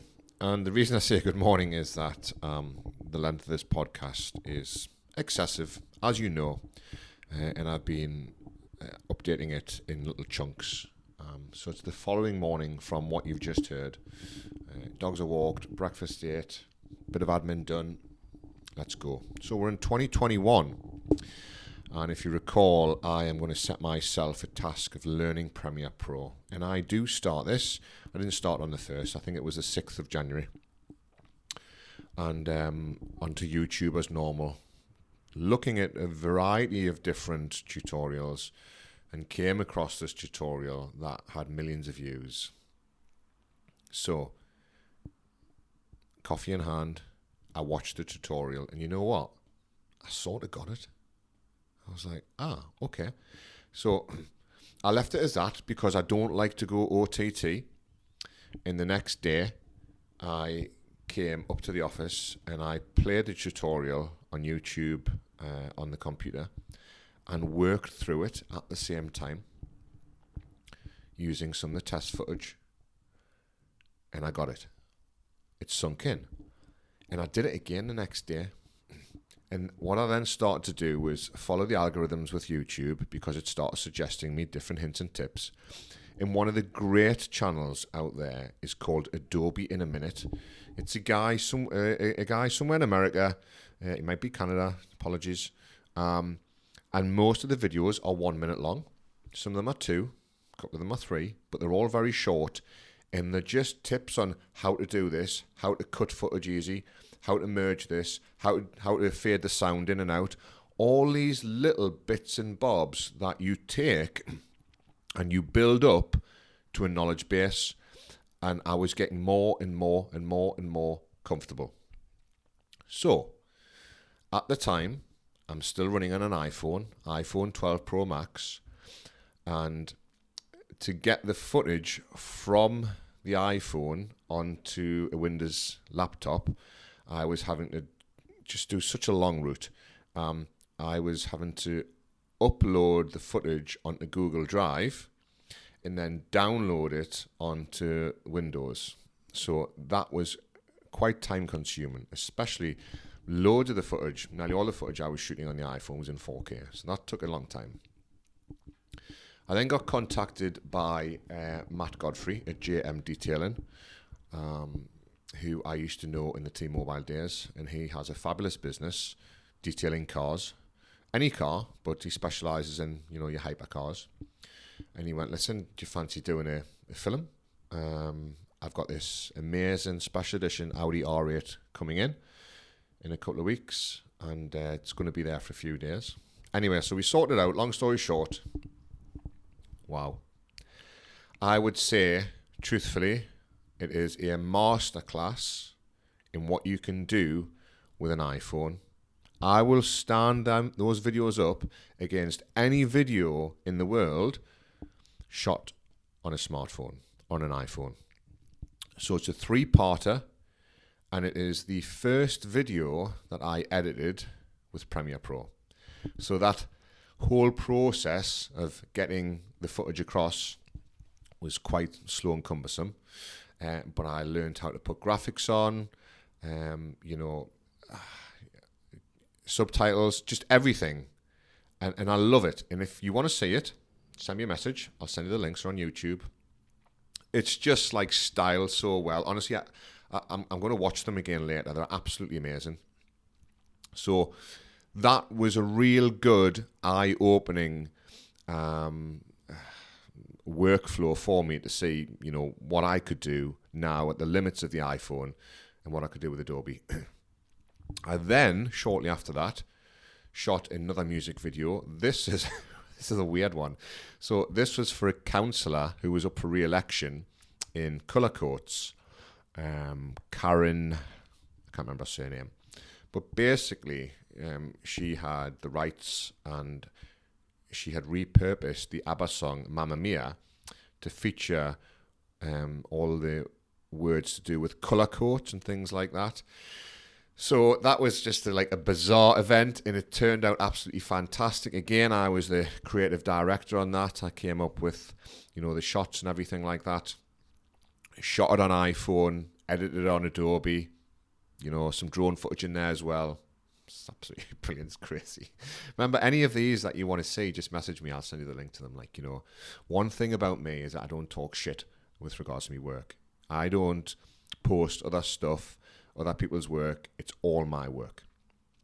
So that R8 project led me to a meeting with Dave Warrener at the GTR Heritage Centre. That was via a mechanic who worked up in Newcastle at the time called Rob McIntyre, who then moved very shortly down to GTR Heritage Centre. So set up a meeting there, GTR Heritage Centre. If you know your Nissan brands, the GTR is their sports brand. The Heritage Centre, as it suggests, looks after GTRs new and old. So I had a meeting there, was due to start a monthly contract with them. I mean, fantastic. You know what I mean? Fantastic. Still on the iPhone though. Still on the iPhone. And the first video that I shot for them was a 5-minute corporate video about the history, everything to do with the business. It's kick-ass. It's absolutely kick-ass. I ended up working with them up until June this year. I think I produced 56 videos for them, somewhere around them. Obviously, COVID is still a thing. And this is where Kelly Browham gets back in touch with me sort of around about February time 2021. Active Families has just secured a huge project with Sunderland Council to develop and deliver a number of community-based projects for the elderly, all to do with COVID management and stuff like that. And the council were really eager to have this videoed. So I get the proposition for that from Kelly because I'm already working with her long term. I'm not going to tell you the figure, but let me assure you, it was substantial. Substantial enough for me to then decide to make the leap to a real camera in a real lens in a couple of other little bits and bobs. So I did some research. Settled on the Sony A7C, full frame mirrorless. Settled on the Sigma 24-70 f2.8 and also a Ronin RS C2 stabilizer. So, gets this equipment delivered within a couple of days. What do I do with it? What on earth do I do with this camera? I'm on an iPhone. That's my shtick. So the first job that I had with the camera was within 2 days, and it was taking a photo of all the partners involved in this COVID project. One huge photo to be used in the newspaper. I don't know how to use a camera. So I just, truthfully, I never admitted this, but truthfully, I just sort of had my fingers crossed. I just switched on auto and I took photos, and thankfully they came out. Obviously, when I look at them back, I think, my God, they're dog shit. But there you go, you live and learn. So, an iPhone, you see, does nearly all the work for you, as you'll know. A camera is intricate. It has lots of settings. So, I'll tell you how good an iPhone is. I meant to mention this before. If you're into Lady Gaga, then you should check out a song called Stupid Love. And it was released the back end of 2021. And if you go onto YouTube and you go onto the hashtags, you'll see shot on iPhone. So the iPhone is such an incredible camera system that Lady Gaga used it to shoot an entire music video on. Now, I'll come back to this in detail in another podcast, but that's just where I wanted to show you how amazing technology this is. If a camera is even better, but it just means you've got to dial that in. So anyway, I'm back on YouTube, trying to figure it out.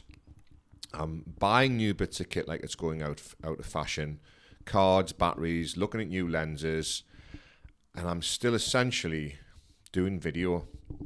During this time, DJI released their first FPV drone, so FPV, first person view. They're the drones that you see people wearing goggles for.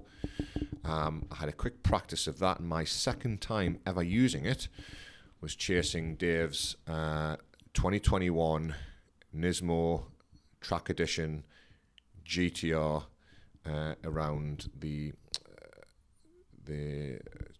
Super Mario Kart track up at Warden Law.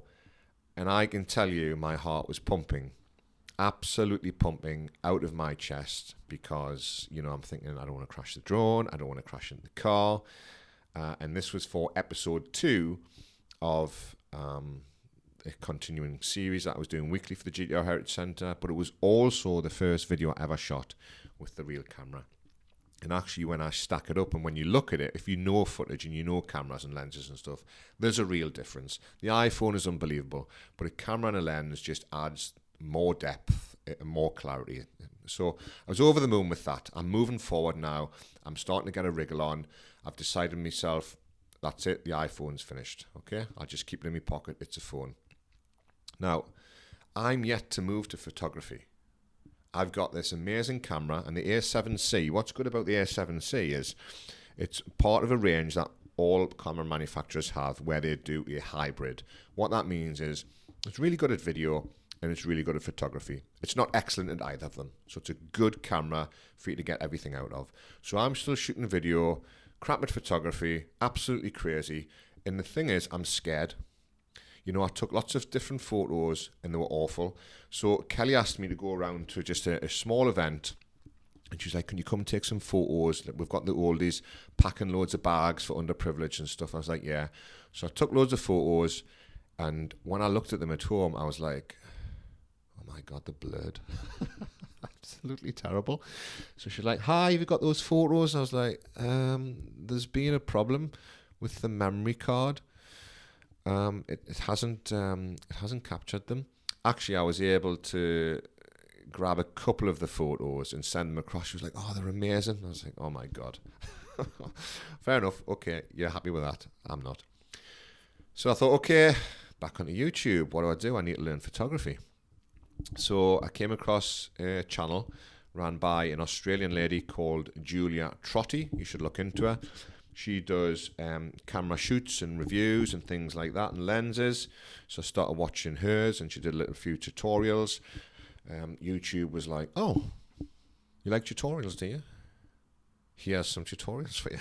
So I started looking at tutorials, and then I came across this one that if you want the link for it, I'll send it to you, by a photographer in London called Sean Tucker. And this particular video breaks down the holy grail, the exposure pyramid, because there's 3 elements to a photograph.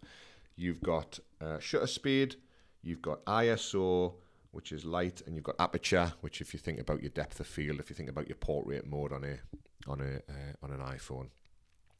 And when you want to improve one of those things, you have to take the other 2 into account. It's a total balancing act. And on this particular video, he broke it down with a drawing. So the camera was overhead and it was a pencil drawing, and it was just a light bulb moment. And from that moment, I became a photographer. Because what did I do? I went straight out and I started shooting everything that I could. Different angles, different lighting scenarios, high speed shutter, low speed shutter, everything. Practice, practice, practice, practice, practice. Reps, reps, reps, reps, reps. I couldn't get enough. The penny had dropped. I was now, because of the photos that I was taking and posting, getting inquiries for weddings for 2022. And so far this year, I've completed 8 weddings, by the way. And I just want to be clear, I'm not a wedding photographer. I'm a photographer who can shoot a wedding. Because the reason I get asked to do weddings is because people see my work on LinkedIn or Instagram, and they see my photography and they go, could you do this wedding? I'm like, well, yeah, I can. But I don't pigeonhole myself as a wedding photographer. But I do enjoy weddings for numerous reasons, and we can possibly talk about that in a later podcast. So, where are we now? So 2020, one is running as smooth as butter. And in July last year, I go through another pivotal moment in my career. So my ex-girlfriend decides randomly to buy me a top-of-the-range M1 iMac. I've said ex-girlfriend a lot. I've said ex-girlfriend a lot of times in this podcast, haven't I? I need to look into that. So she buys me an M1 iMac. And wow, firstly, listen, hats off. Thanks very much. I was blown away by that. I offered to pay for it immediately, but it was given as a present. And I'm eternally grateful for that and always will be.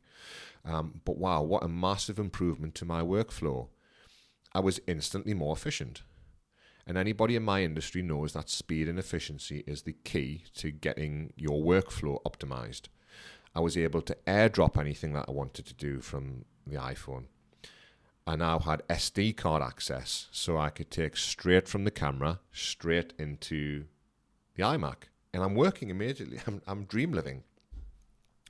So I'll not bore you with the rest of the work that I had on in 2021. But it just, the range is unbelievable. I was working in schools, dentists. Obviously, I was doing lots of work for David Lloyd Gyms now because I had a corporate membership with them. So any professional video that they wanted, I would do it for them. Supercars, left, right, and center. Restaurants still. Furniture store, multiple furniture stores, just anything and everything. And in truth, just quickly in that, if it can be filmed, or if it can be photographed, I can do it. And I built myself up with experience to be able to do that. If we're looking at right now, I have shot everything and anything. I've shot underwater footage, aerial footage, ground footage. There's not one job in the world right now that I do not have the kit for. And that is something I built up over the last 3 years. And that's important if you're growing your business. And I, obviously, as you know, I've known that over the past few years, I need to outgrow the iPhone. But I went from iPhone 10 to 11 to 12 to a camera. I've got 3 cameras now. I've got 7 lenses, 4 drones, 3 Macs. That's where I am right now because I haven't pigeonholed myself. And I've kept pushing this business forward. So we're in, I think we're in July time now, 2021, just coming back a little bit.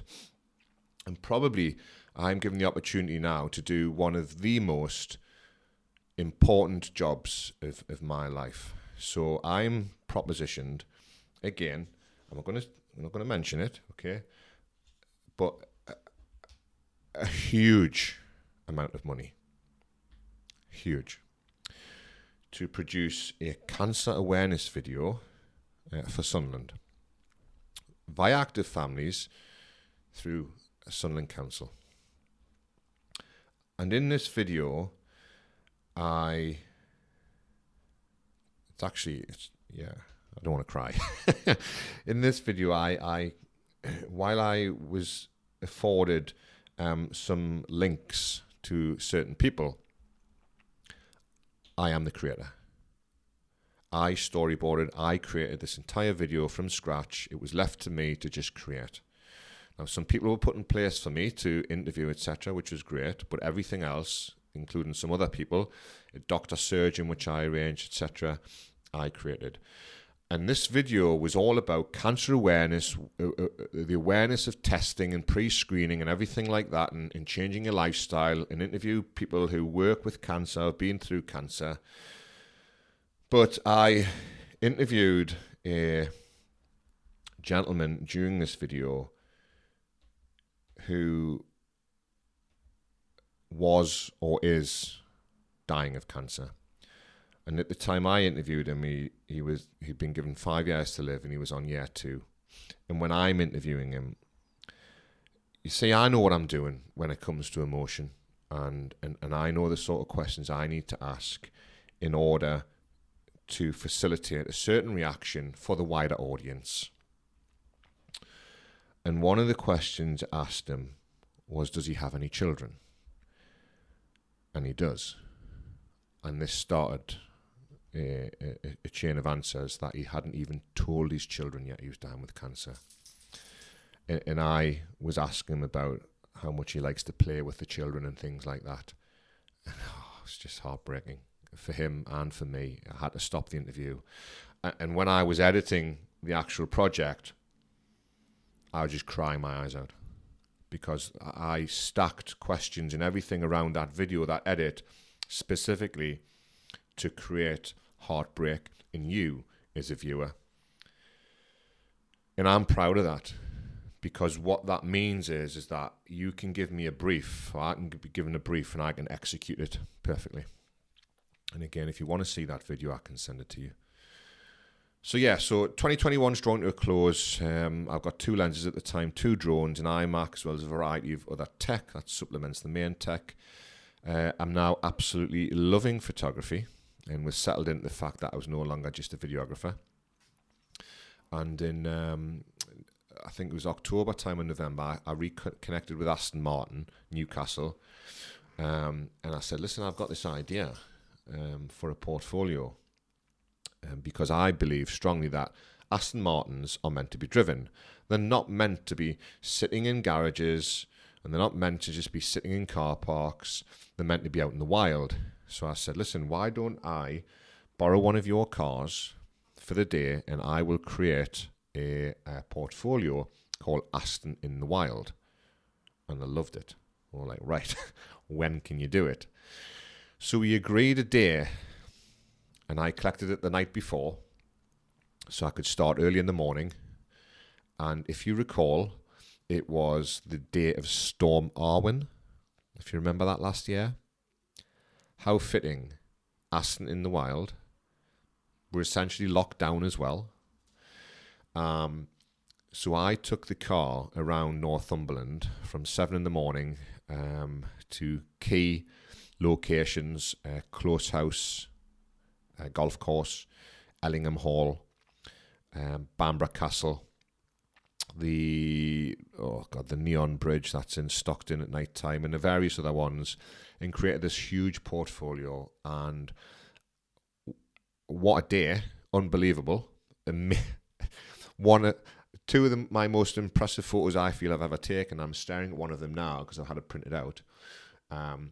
One of the most impressive ones I've ever taken was on that shoot.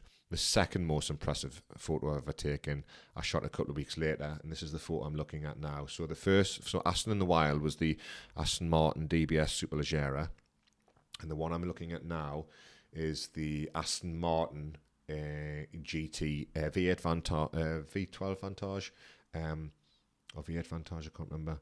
But the GT8, I'm going to say a V8 Vantage GT8, so track edition car. And again, I had that overnight, had it for the day, took it to various locations. And where I'm looking at it now, it's up in Alston. And I shot this with the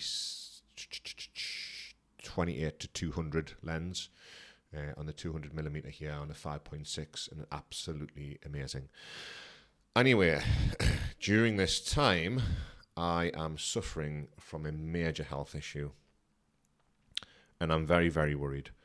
And the driving of these 2 Aston Martins, and especially the GT8, is absolutely horrific. So I'm going to wrap 2021 up now. So I haven't got much more to go, to be fair. Nothing really, not a lot's changed coming in 2022. But suffice to say that at the start of 2022, I've got a lot of problems. I am in a serious health problem, and we'll have to see what happened. We'll come back. So take a short break, and I'll see you for the final part coming soon. Hi, so 2022, so far so good with the growth of Digifin. As a short reminder, I've went from the iPhone XS to the 11 Pro to the 12 Pro Max, to a laptop, to another laptop, to the iMac, and a Sony camera, a drone, a couple of drones, a lens, a couple of lenses. So we're pretty much clear now of lockdowns at the start of 2022. For me and everybody, I guess it's full steam ahead. And obviously this year coming up, looking back at January, I've got various weddings planned, sports promos, different events, corporate work on the horizon, potentially a trip to Italy. But first, I'm dealing with utter disaster. So the back end of 2021, actually I'm going to say probably from about August, my original office space was a sit-down desk, and I started to get just what I felt was some sciatic nerve pain in my leg, and I just attributed that, as you would do, to sitting down. So started to do relevant exercises, bought a ball, went to my friend for physio. God, there's another load of videos I've done for physio, I forgot about that. So started doing everything in place to make it better, and it's getting worse. So I think in about the October time, I redesigned the entire office and I went to a stand-up desk, etc. It's getting worse. Worse and worse and worse. So when I had the DBS, it was, hurting me to drive. When I had the GT8, unbelievable. And, I couldn't sit down at home. Lying down was a pain. And I have a friend who is a surgeon, who I alluded to earlier about the cancer video. My surgeon friend said, listen, I'm going to get you in for an MRI. I was in for an MRI, and I have a prolapsed disc. Now, whether or not you know what that is, basically in between your vertebrae of your spine, there's some cushioning. That takes the general impact and the gravity of just life. And one of those was squashing out at the bottom. And what happens is when it squashes out, it pushes onto the nerve. Incredible. Now, January, I was so bad, I pretty much lived on the floor downstairs. I couldn't stand for more than a minute or so. Walking the dogs, if you'd seen me, you'd thought, oh, look at that guy, shit his pants. I walked them for about 50 meters and brought them back. Ultimately, I had to get people in to walk the dogs, to do my shopping. And I wasn't eating. I couldn't eat. Certainly couldn't train. It was an absolute write-off, so therefore I couldn't work. And it got to the point where it was so painful. I was on medication called gabapentin, which is pretty much near the top tier underneath heroin. Which really does take the edge off the pain, but it still doesn't make it go away. And when my surgeon friend brought those to my house on prescription, I just broke down in tears. And it was a good moment because that night I reflected to think, Lee, get your shit together and we got to start making action plans here. And what I did was, what I'm always good at is making lists and executing plans. So I wrote a simple plan out that every day I was going to do 6 5-minute stretching exercise routines. I was going to eat at least 4 times a day, no matter how much pain it was. So having these little things meant that I had small goals to achieve, and this links back to how I've built my business and how I've engineered my education around editing and drone flight and using the camera for video and for photography. It's about setting things up in place and executing small little wins every single day. Anyway, long story short, I was nearly about to have an operation and I was at the end of my wits, and I said to my friend Darren, who's Daz's Ices in Sunderland, shout out to Daz, ice cream man for 35 years. Whenever I want an ice cream, I just message him on a night time and he comes around my house and gives me an ice cream. So he came into the office and he took my iMac at the time and put it on the floor for me because I had some projects to edit. So I started editing them lying on the floor. A little bit uncomfortable because your neck is at a different angle. But actually what happened over those, that 24, 36 hours is that my spine was in the reverse position and the prolapse started to retract to the point where I was within 48 hours, I was, I'd say, 80% pain-free. It was literally unbelievable, the recovery, simply by changing my body position, but I'd also been doing a week or 2 of exercises, etc. So on the Sunday night, I was like, okay, I feel ready to go back into human society on the Monday. So on the Sunday night, I went and took a membership with National Trust. On Monday, I literally went and bought a new car. I went and bought a Merc, and I took it first drive up to the National Trust with my camera. And there's a fantastic little reel that I made on Instagram there. And I met some people and I took some photos and I was reinvigorated. And I was back in action from that week. Now, for the first sort of month, I still, if I was sitting down, I'd have a little bit of pain. But I was able to travel in March to Italy to go to a Tal Design with my friends at the GTR Heritage Centre, fully paid for, to have a world exclusive access to the prototype GTR 50. I'm not going to go into the details of what the GTR 50 is, but if you'd like to Google it, just type in a Tal Design GTR 50. Customers hadn't even had the car yet. So we were in Italy at their head office. The hotel we stayed at was the old Fiat factory, which has a test track on top of the hotel. But it's not a test track anymore, it's a museum now. And basically on the day that we were there, the second day that we were there, we drove it up into the mountains. We were taken up by two of their marketing colleagues and just given the car for 4 hours to say, go and do what you want. And very few people in the world have not only not driven that car, but had access to how we had access to it. And I made a fantastic number of films with that car. Absolutely forever in the debt of Dave Warrener, as I've alluded to many, many times on various social media. Amazing. Absolutely amazing. So moving back from there, I've got a lot of work lined up in 2022, corporate work with the energy giant Tritility. They got in touch with me in December and we started doing things in, I think it was April. I'm working with Ringtons. I'm going down with Chimberley, Klondike, the In Collection Group. I'm doing real model photo shoots with gorgeous girls and boys. I've travelled to Portsmouth, to Chichester, to Bristol, to London. Tomorrow, I'm actually going to Falkirk for 3 days to shoot some Christmas promotion adverts for Klondike Group. I've, upgraded this year to the A7S3, the A7 IV, the Mavic Air, the Mavic Air 2S, the DJI Avata, the Mac Studio M1 Ultra, the 16-inch MacBook Pro M1 Max. And this is where we are right now, today, October 4th, 2022. Now, ultimately, as I've said, who the hell am I? I'm just one guy with some chihuahuas, a love of cinema. I'm pretty good at taking photos and videos. If I was to give any other photographer or videographer out there any advice, it would be this. Please post some real content. Now, I cannot tell you how many photographers and videographers that I come across on Instagram and come across on LinkedIn who only ever post a picture of a sunrise or a lighthouse or a bridge or them next to a bridge or a cup of coffee.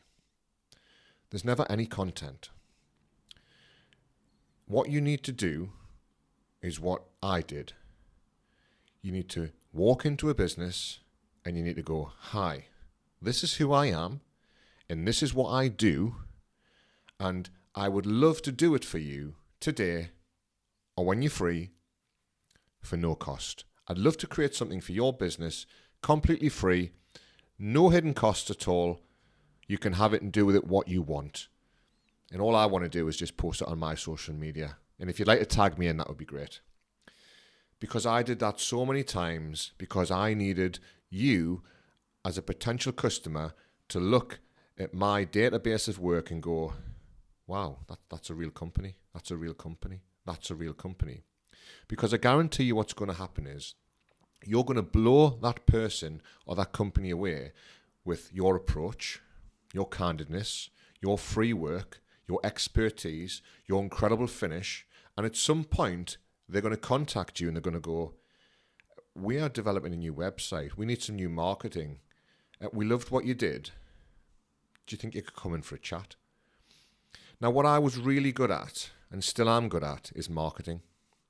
And what I'm really good at is identifying which businesses in the past I choose to work with for free, because I look at where their reach is, what's their following. It's not just about the content I'm creating for them. It's about how many people follow their page, how popular are they, therefore, who is going to look at that free work? Who is going to contact that person, that business, and go, Christ, who did that photography for you? Who did that video? Can you hook me up? And I guarantee you, of all the free work I've ever done, I've gotten work out the back of it. And everything I've done for the last 3.5 years, I would say 10% of it is completely free. But it paid for itself because I got work on the back of it. And that's what's missing from a lot of content creators. You have no content. So the advice I'll give you is to start creating it. Now, when I have downtime, okay, when I'm not working in between projects, I take my camera and I go on city trips, and I go down the beach, and I go to the towns, and I do street photography, and I take photos of people or their dogs, and I approach them, and I go, hey, look what I just shot. Would you like it? For free. And it blows their mind. It blows their mind that I took the time to take a professional professional photograph of them and give them it for free. And I've got loads of connections from that. And that is another thing you can do. Don't just sit wasting your time. Don't just sit posting pictures of fucking lighthouses and bridges and sunsets, claiming to be a professional photographer and videographer. Go out there and create content.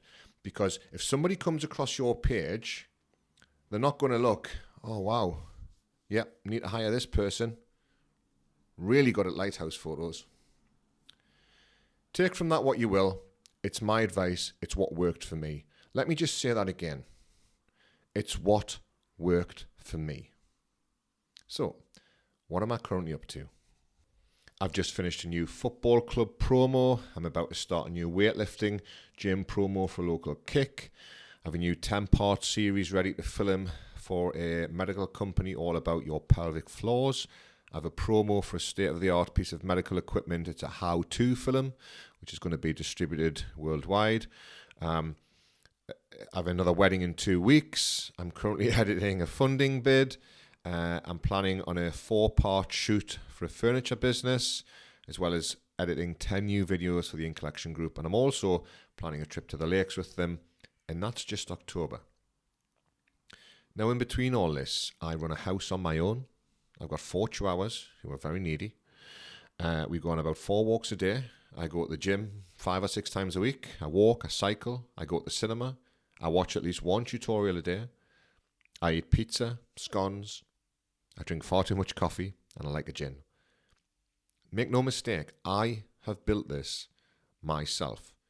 Now, I have been presented in the past with a piece of clay from various points in this story, if you know. But I took that clay away and I molded it. I fired it and I've refined it every day. And I'm proud as fuck of myself. Now, you're not stuck in your job. You may currently have to work there, but be under no illusion that you're dying every day. Every day you are getting older. And every day you're running out of time. Now, I'm 48 now. And I know tomorrow never comes. It's always about today. The optimization and the maximization of today. That just sets up tomorrow. Now, you can share the hell out of motivational quotes on Instagram or LinkedIn. But unless you actually do something to move forward, then you are only standing still. If you've been working in a cinema for the last 10 years, serving popcorn, and you love it, good on you. If you like working in a call centre you've been at for 5 years, taking shit on the phone daily, working with a bad manager, but you love it, great, good on you. Only you can decide what you're worth and how you're going to upgrade yourself. So, thanks for listening. Just like the credits on any Marvel movie, there's definitely more to come. And I can't wait to chat with you again. So that's a wrap. I do hope you liked that, and as I mentioned at the start, feel free to let me know your thoughts. If you would be so kind to leave a review on the podcaster that you found me on, that you've used, I would appreciate that. If you want to reach out to me direct, I promise I'm one of the rare ones who does actually check their messages on social media. You can find me on Instagram at Digifin Social. You can connect with me on LinkedIn, Liaxon. You can email me direct, contact@digi-fin.com, and my website, www.digi-fin.com, is your one-stop shop to all of my videos, some of my photos, all of my testimonials, and my pricing system. Thanks again for sticking it out. I'll see you in the next life when we are cats.